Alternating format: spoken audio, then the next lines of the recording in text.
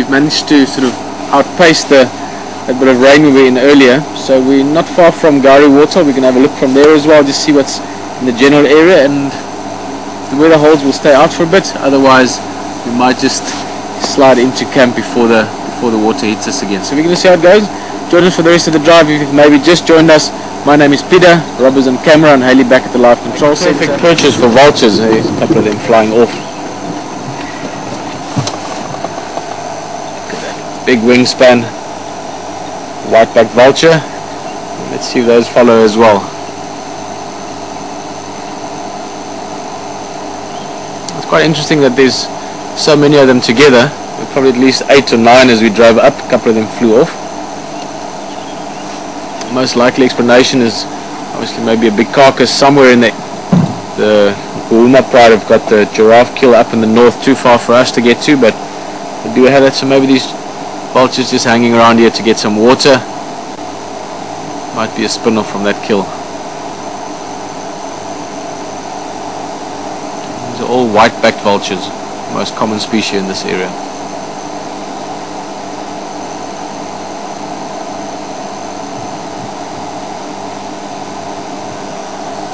They're a bit damp. You can see the feathers slightly ruffled.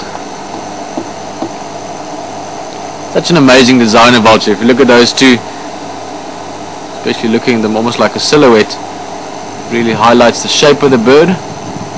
Long neck, and the neck and the head not really covered in a lot of feathers, very short scruffy feathers, so again allowing them to stick their heads into carcasses and get covered in blood and whatever else and clean quite easily from that.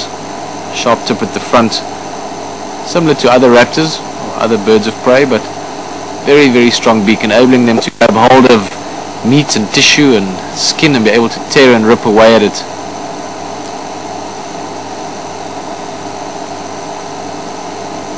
And then a bit harder to see that now, but if one of these birds fly off, massive wingspan. These birds can soar and glide for hours on end, covering massive areas. Literally hundreds of kilometers across, you'd be able to spot carcasses and go down to it. So again, like every animal out here, every species we look at, all of them have evolved specifically with specific niches. The vulture, one of those birds that really make it clear how animals can adapt differently to different food sources and environments.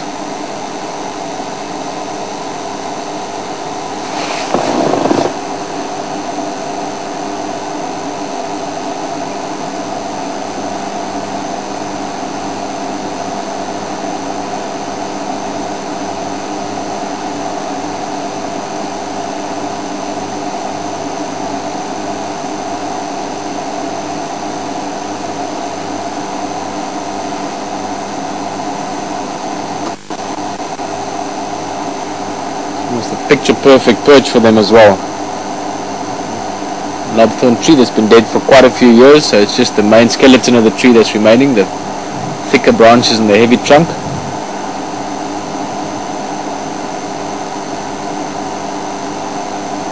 Perfect place for vultures to sit and survey the surrounding area.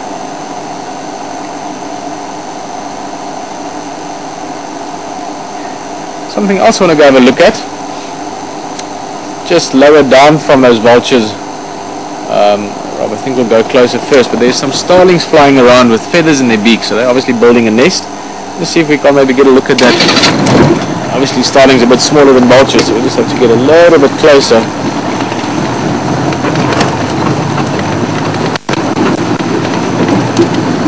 Same tree as the vultures, just all the way down. Awesome. And it should fly to the next tree on the left. See, there's a hole there, that's where they were flying to.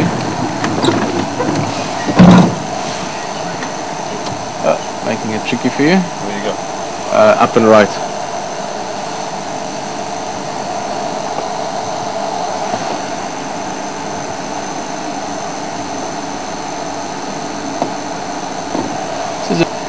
I'm going to give Rob a bit of a chase around.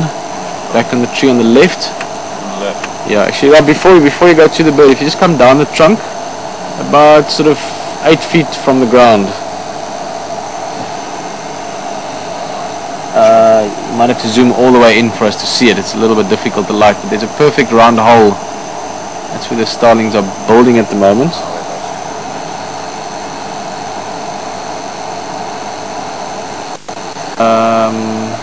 Down from that, I think. No, not that.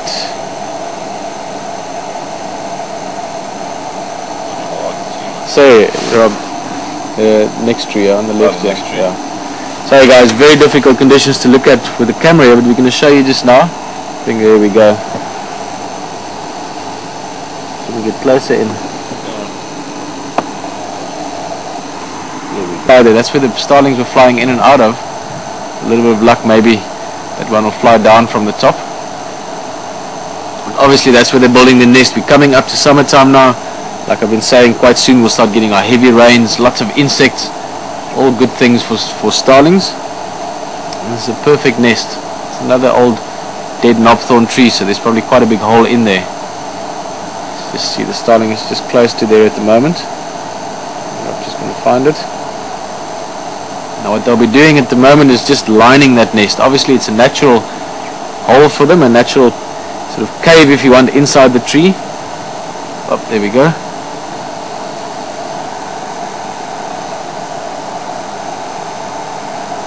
Very tricky light at the moment, but starting climbing in, and it's just the perfect place. All they have to do really is add the furnishings. The room is provided, and they'll take feathers inside, but especially feathers. Line the whole nest out, make it nice and soft and comfortable, as well as warm feathers. As you can imagine, are very good insulating materials. It keeps birds warm. So the same for a nest lining, it keeps it nice and warm. Starling's flown off, but this is a nest we'll keep an eye on in future again. Maybe on a nice sunny day when we can really see it clearly. We'll come and have another look at this. Nice big termite mound in the back there as well.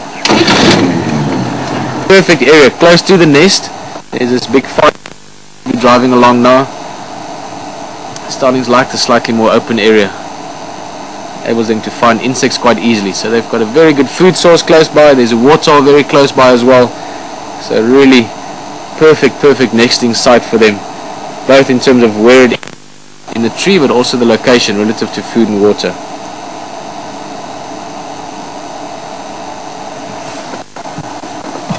We're at a stage now where it's soon going to become unattractive for animals to water at, because it's mostly going to be muddy. You see that Egyptian goose was able to walk through without getting too wet.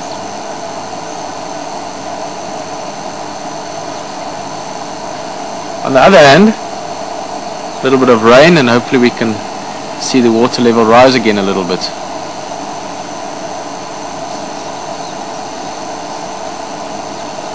Probably going to be here later on again. For the moment the rain has stopped.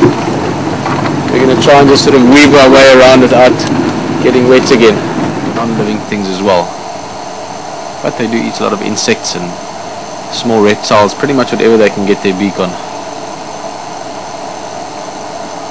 Also a good grooming tool.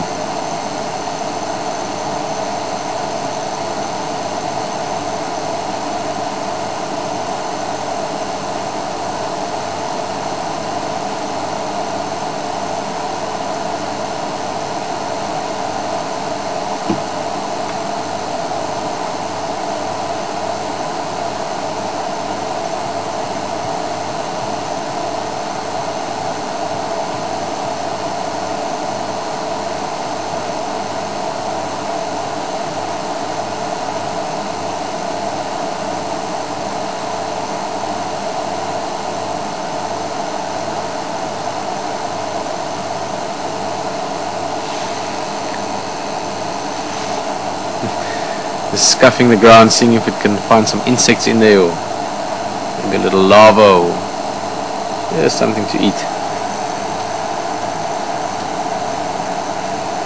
And of course giving Rob a bit of a chase around as well. Something else the birds probably maybe not consciously aware of, but certainly doing.